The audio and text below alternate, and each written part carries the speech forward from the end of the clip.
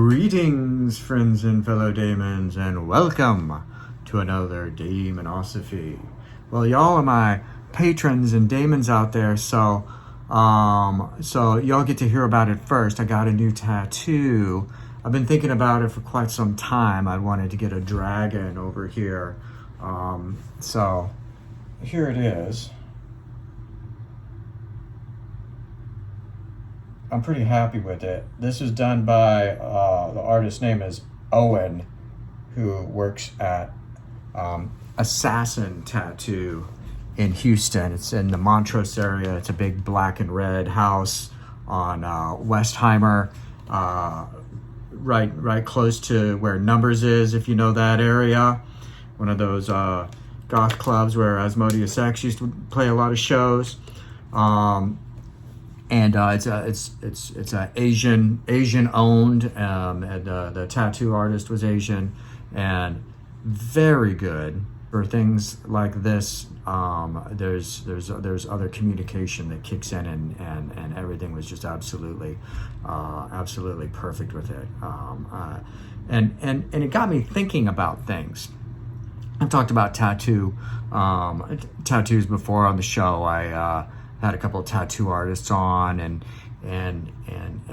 I have a very magical approach to tattooing. I have an initiatory approach to tattooing. I consider tattoos to be a rite of passage, and for me, every tattoo that I get, it represents not only an effort of will or a wish, an internal wish, or an internal perspective, or a magical idea, but it also represents where I was at that time.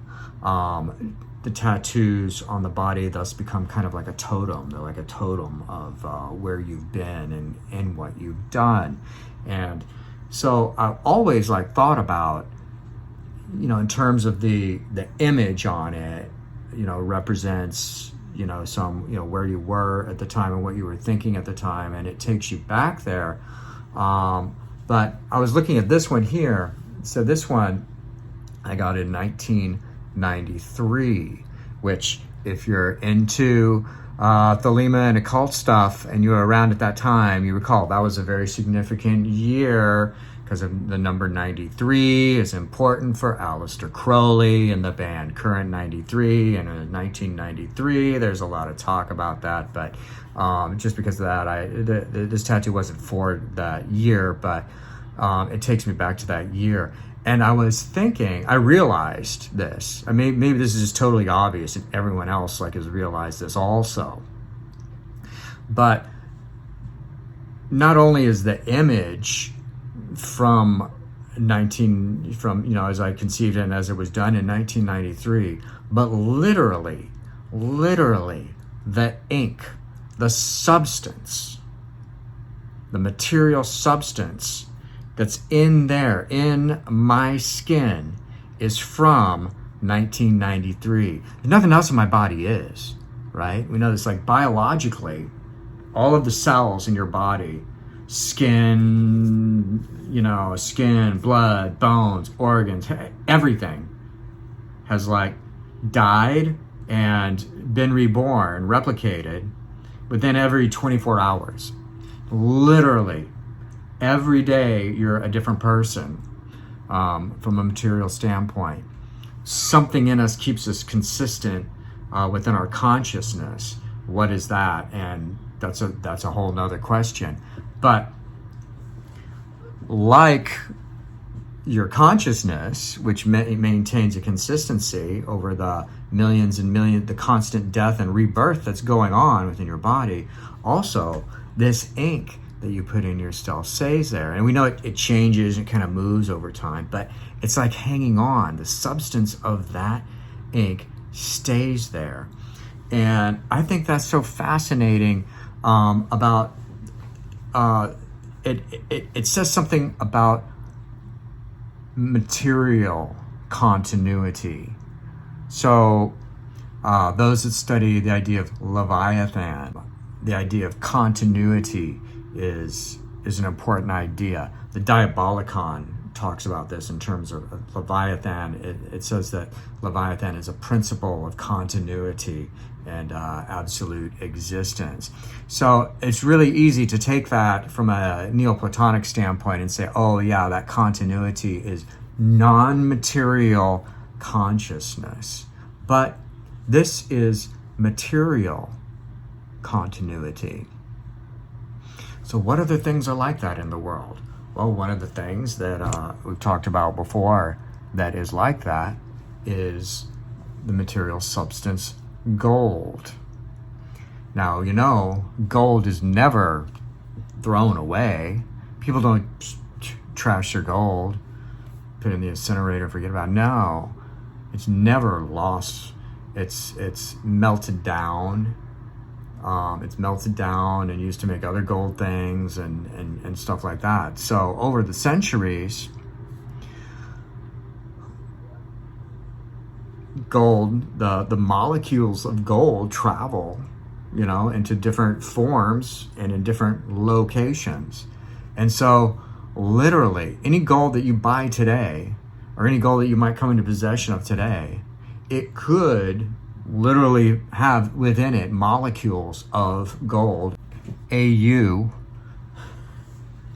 So literally all those little elements of AU in there, they could be from Babylon, from Egypt. So any piece of gold that you're holding in your hand, you're not just holding something that's of substantial value today, but is of substantial value thousands and thousands of years ago, aeons ago, millennia ago, maybe even before the flood, who knows? But that's why I call it super substantial, because it's beyond the merely substantial. It transcends something beyond the ordinary.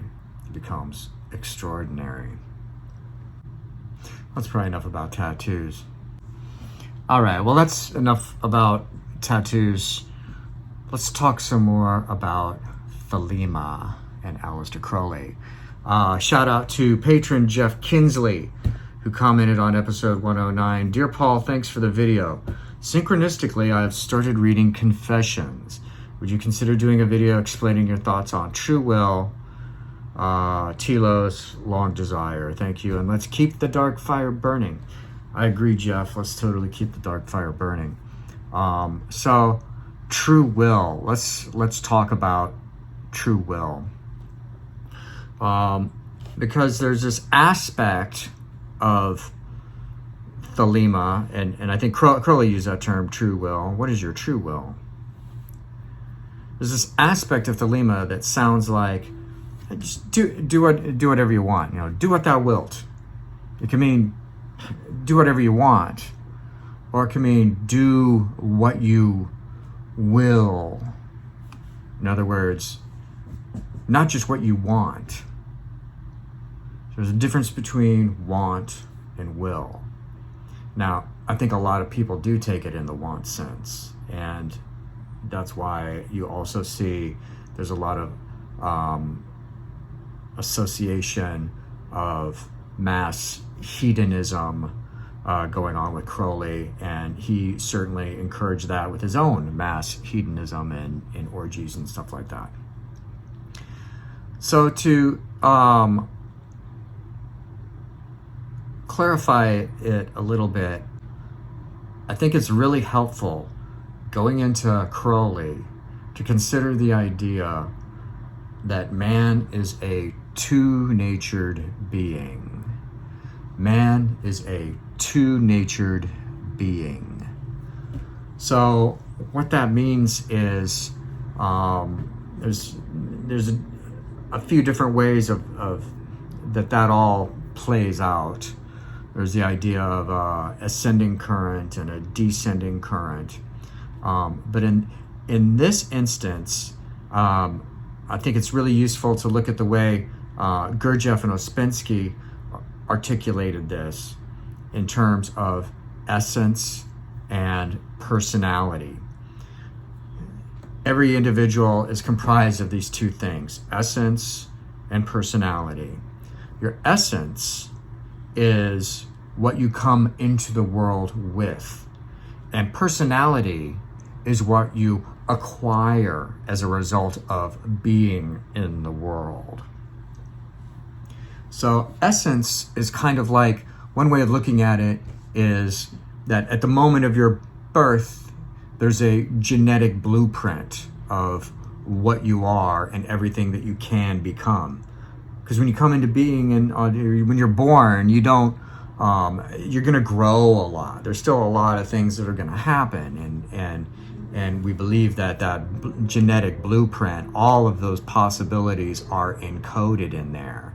Some things can change based on what, once you're born, then some things can change based on the interaction with the world that takes place, right? People can have their genes fucked up with drugs and injections and shit. People can, like, their, posture, can, like, go bad through, like, repeated repetition of bad postures and stuff like that. And then there's all the psychological things that happen, all the indoctrination that takes place. And like Ouspensky said, is specifically, it gets to the point where essence is almost completely nullified in a human being. And nowadays, somewhere between the ages of like 8 to 12 or 6 to 10, somewhere in childhood. And today it's really obvious that this conforms with indoctrination into the public school systems. This is one of the main things that public school education does, is it completely dampens essence and covers it with this coating of personality through indoctrination and training and teaching of, like, habitual mannerisms and habitual ways of thinking and stuff like that. And I could go on and on. We emerge from public school as basically automatons.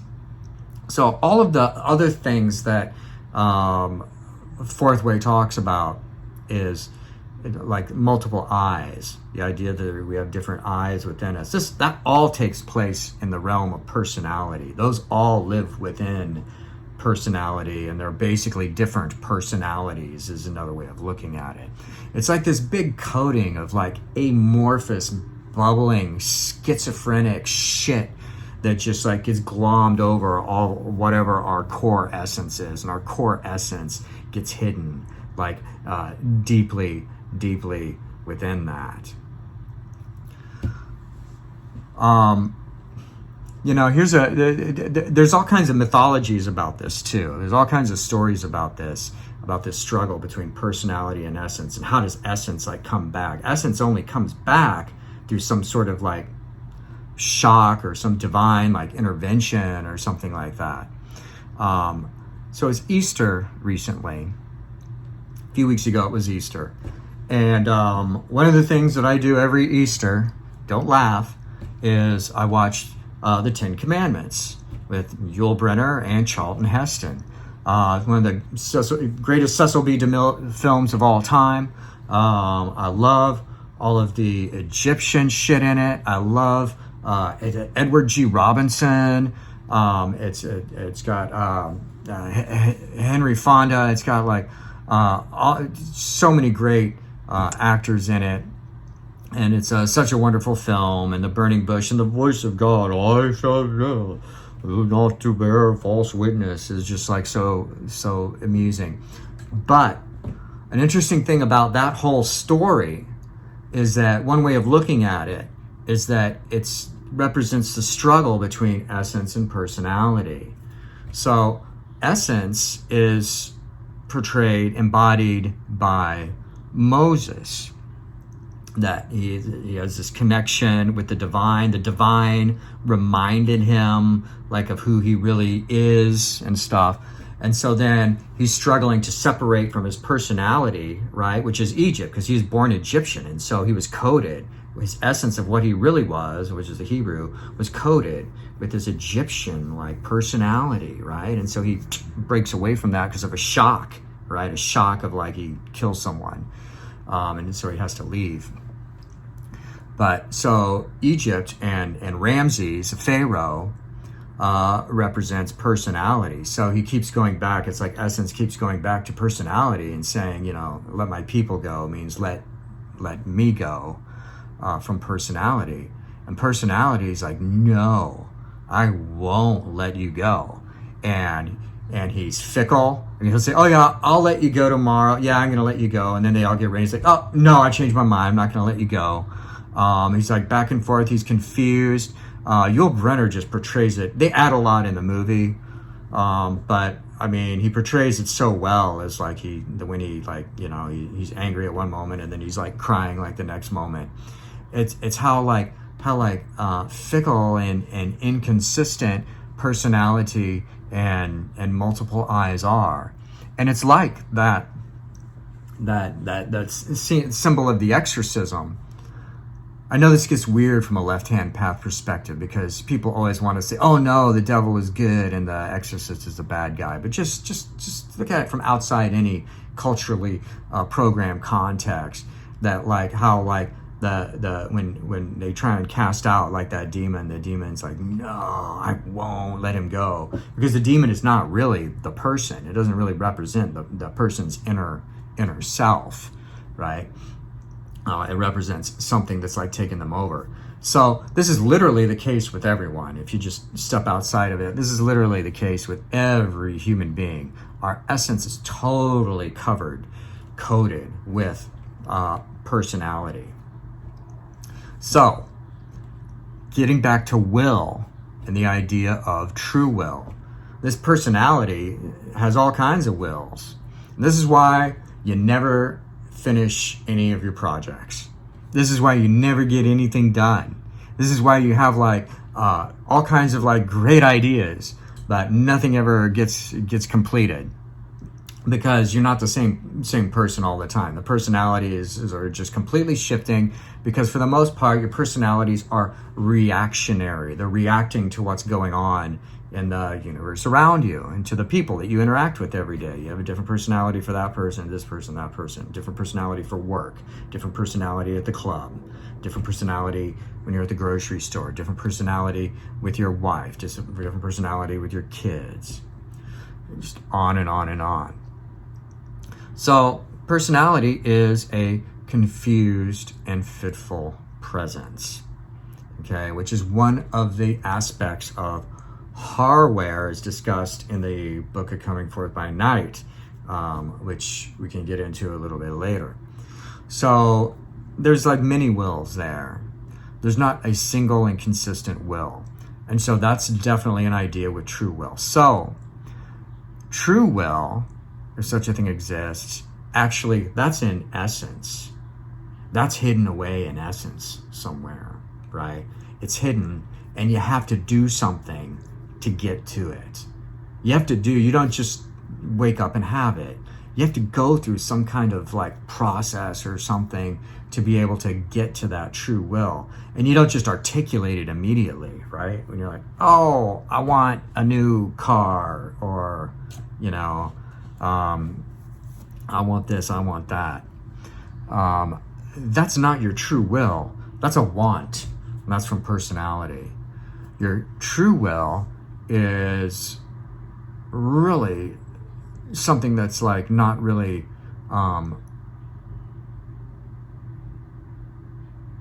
speakable, not something that you can fully articulate in your current state of where you're at. So the thing with essence and personality is that by doing certain things, if you lessen the force of personality a little bit, by doing stuff, then essence will start to grow again. Okay, then you'll start to actually grow again the way your genetic blueprint at birth, your DNA wanted you to. And again, essence, it's important not to mystify all of this and non-materialize. It's totally material. It's totally material. Your essence, Gurdjieff once famously said, I have swarthy skin and brown eyes. That's part of my essence. Piotr over there has blue skin or fair skin and blue eyes. That's part of his essence. So it's definitely always been conceived as like DNA. It's part of that. It's part of what that is. It just gets like suffocated at a certain point and only functions at a bare minimum. So to get to that true will, we have to do some things to get to it. We have to, how are we going to like lessen personality? So that's where a lot of controversy comes in, to just lay it out there. So Aleister Crowley like suggests a bunch of different, a lot of the magical stuff a lot of the things he talks about then after Thelema, the practices, are things really within the context of getting to that, getting closer to that essence. He didn't use the term essence and personality. So Crowley did represent this idea of man as a two-natured being in the structure of the Book of the Law, where he talks about, because there's like 3 parts of the Book of the Law. It's like knew it, had it, and Ra Prat or Parkour Prat or whatever, Harpocrates. And so had it would most likely represent, it represents Set, and it also would represent essence. And if we just try and like draw an analogy, the book of Nuit, which is like the goddess of the night sky, represents the objective universe, or the cosmos, and then Harpocrates would represent, or sometimes it gets confused and he associates it with Aiwass, but I'm going to associate it with Harpocrates for the purpose of this. That represents personality. Okay, so there's essence and personality, and then the cosmos that it's in. And the essence and personality, Hadith and Harpocrates, represents the 2 essential aspects of the self that we've been talking about here. So the other things that Crowley starts talking about in terms of like that would help you get closer to essence or closer to true will, basically, a bunch of ceremonial magic, and thinking about it a lot. And then he also, somewhere in that milieu, he has meditation in there and yoga. And then he also has lots and lots of drug use and partying, and just like everything. So look, all of the drug use and partying, that really harms essence. It really does. It doesn't do anything to help essence. It doesn't do anything to get you closer to true will. It if anything, it feeds personality, and can feed it to the point where it can make it worse. It can make personality much worse. And the goal here is not to get rid of personality. It's easy to jump to that conclusion that since personality has dampened the growth of essence, we need to like get rid of it completely. Well, you can't get rid of it completely. Personality is the natural result of us like interacting with Nuit, the objective universe, interacting with like other beings. It's a piece of this too. It's just not supposed to be the leader. That's what we're trying to do. If we can like awaken essence so it starts growing again, and essence becomes the leader, then personality will support essence. Personality will come to support your self-work, to support your initiation, to support the growth of essence, to support true will. Okay? So, and so like, ceremonial magic and philosophizing, I believe it can open doors towards moving in that direction, but by itself, it can't actually make that change. It can't actually tip the scales to get essence like growing again. That is only done with shocks and consciously received shocks. In my opinion, is the only way that that's ever really done. Now, ceremonial magic and philosophy can get you to the point where you start to learn that you need to have consciously received shocks, right? That you need to start taking this higher form of nourishment, and it can take you like right there. But then there's certain efforts that have to be made beyond that, which will actually get to the point where something is activated within you. Something begins working within you, and that is what will start essence growing again, and start getting you in the direction of having true will, having Thelema, as I would call it. This book Secret of the Golden Flower is also is a good resource for information on this, on consciously received shocks and how essence starts growing again. They talk about the primordial spirit comes back to live, and it's all done through meditation, through silence and stillness and sitting type awareness, which is another thing I advocate. I don't talk about it as much because it's not as interesting to talk about, but I think as these sessions continue on, it's inevitable that we're going to get deeper into that side of things. That's inevitably where it leads. So to put it in context with everything I've said so far, I inevitably have to go that direction with these talks. Otherwise, I'm just sitting up here in the personality area.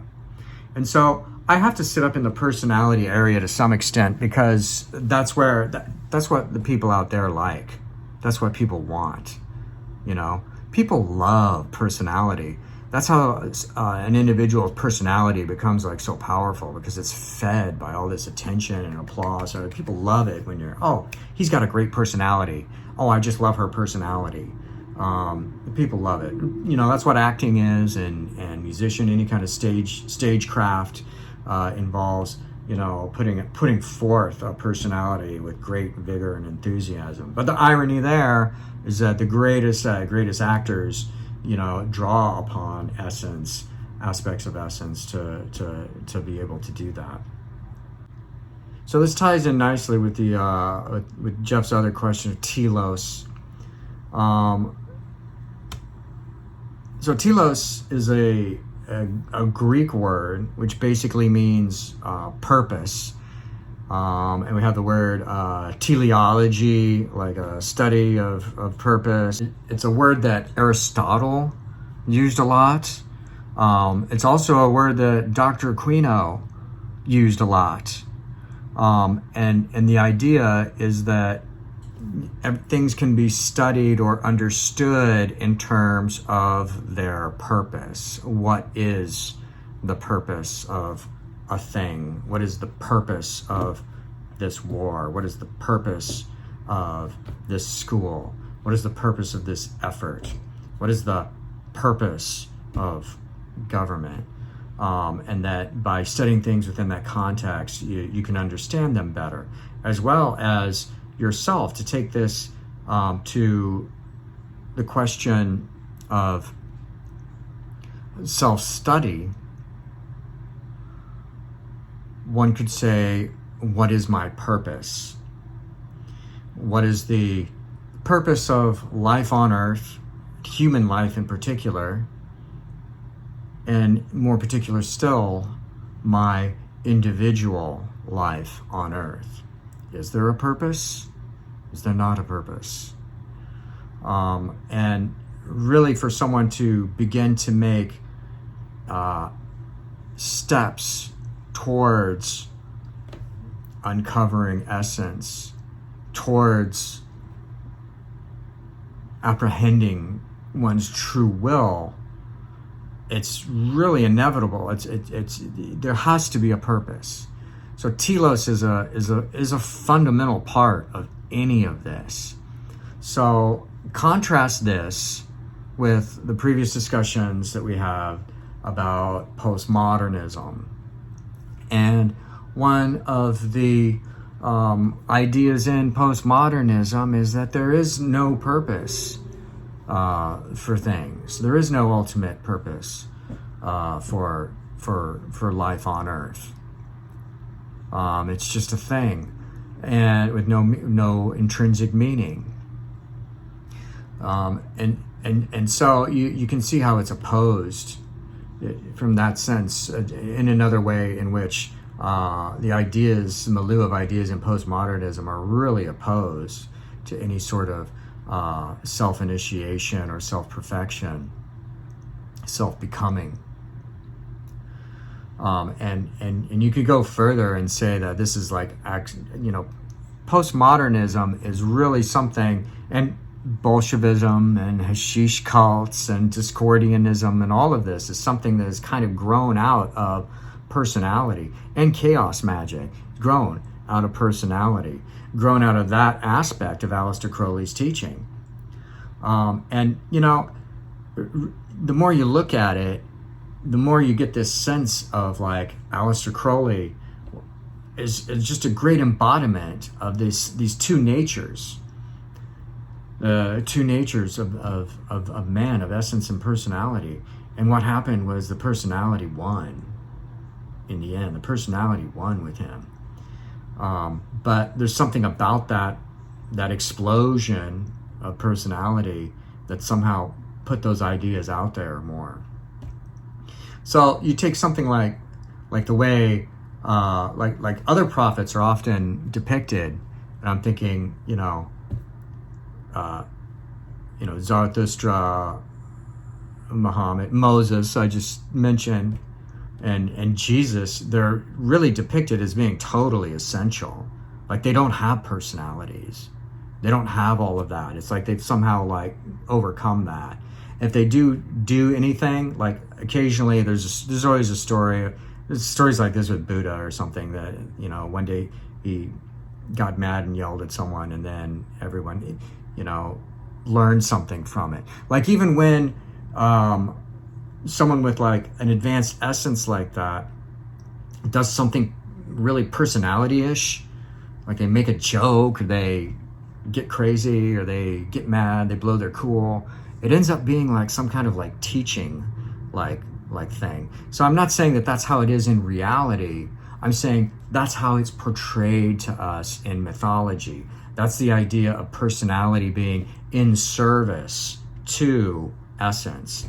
And that's another way of looking at it, which we've talked about before, to ask the question of in service to what, with each thing.